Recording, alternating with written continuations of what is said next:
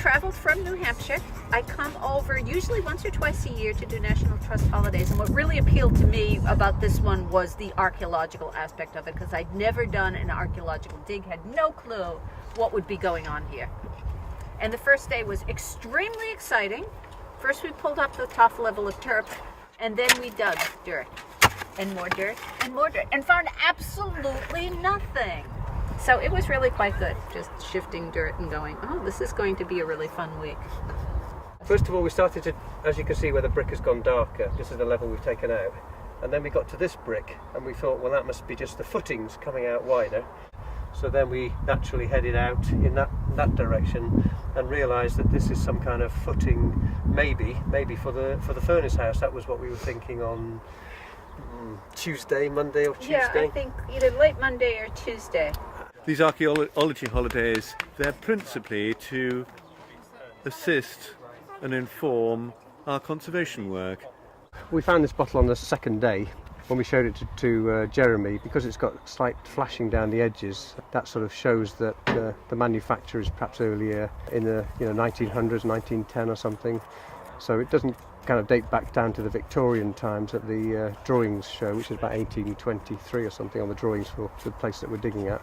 But anyway, it's quite encouraging. I think something a little bit older from the past, and the nice thing to me is, not being an expert, it's virtually intact apart from a little bit of damage on the lip. So we think it's some kind of medicine bottle, but we don't really know it. Leave that to the experts to find out.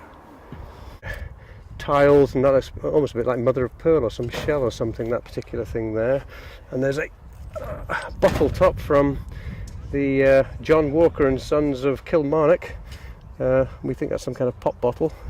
So again, we're not sure what era, whether John Walker and Sons, not Johnny Walker, but whether John Walker and Sons are still going in Kilmarnock. So there's that.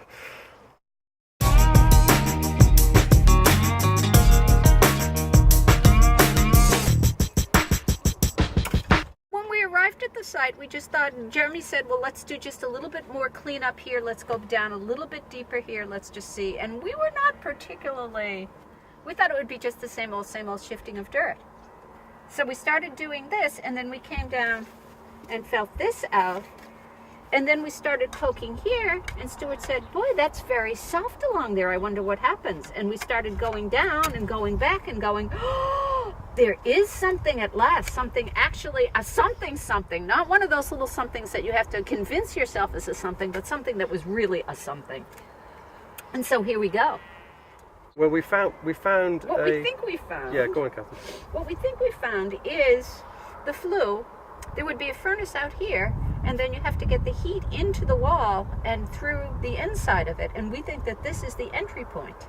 It's amazing how exciting you can be by finding just a little piece of something under the dirt, because there's a lot of digging before you get to the significant something.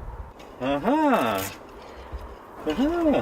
Well, that vindicated our confidence in the end, didn't it? Absolutely. We almost gave up. And how many times did we almost give up, thinking, oh, no, there's something Every here. 5 minutes we were giving up. The National Trust has a number of it's about 120 wall gardens, many of which are Georgian in origin and have this hot wall technology, and many of them are Victorian and don't. None of them, however, none of the hot walled gardens have been fully restored, insofar as that we've got none with an operational hot wall. By a hot wall I mean a wall that has flues running through it that were heated by a sunken furnace such as we're looking at now. And so the question is, do we have enough archaeological evidence to help us put it back? And also the question is, do we have the resources? Can we afford doing it? But that's not for me to answer. I think it would be a tremendous project to restore this. But wouldn't it be brilliant to use it again? It'd be so atmospheric, wouldn't it? Just imagine. Oh, it would be. You'd have these weird-looking chimney pots stuck on the top of the wall. That's weird enough in itself. And then smoke coming out of them. Bizarre. I mean, just to our mindset. And not just this hole, there are a whole series of them. The whole hot wall has probably about half a dozen of these things. We've been working on the site of an 18th century peach house. We spent a couple of days taking the soil off the top to come down upon the wall, and then spent another day moving across the wall to define all of its edges and work out where it goes and where it stops.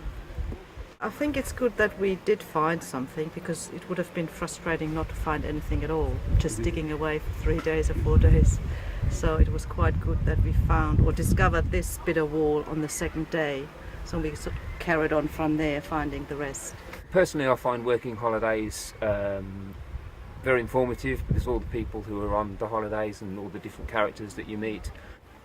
Well, I come from Germany, northern Bavaria, a small town called Coburg, and I come here especially to do this working holiday, and another one next week. And the finds aren't bad either. What's this? That's a tremendous pod. that was on the left-hand side. Yep, that was right. Kathleen dug it up. But it's quite an early pot for, well, certainly in our experience, it's 18th century earthenware, very, very much a bit of country, handmade, hand-thrown thing, local, I should imagine, with this lovely black slip. The digging itself is even fun. I know that sounds really, really strange, but if you're in good company and you're chatting along and you're just kind of doing, it really is a good time. But it's even more exciting to have found something. I don't know whether I'd be as chipper if I were saying, and we've got that lot of dirt and this is our hole and we're probably going to shift the dirt back. It's nice to have actually found something, because we're really quite surprised. It's good, like Kathleen says, because you've actually found something tangible that's got some history attached to it, and it relates to drawings from the 1820s that you actually can physically lay your hands on, and you feel great when you go away. You think, yeah, I've done something for Attingham, and I've got a hell of a lot out of it. Met some great people, and it's just fantastic. And it's, you haven't had to spend a lot of money getting this enjoyment. That's the whole point. It's brilliant. Just it's brilliant. Absolutely gorgeous. I would definitely recommend Trust Holidays for anybody. And the food is lovely. The companionship is lovely.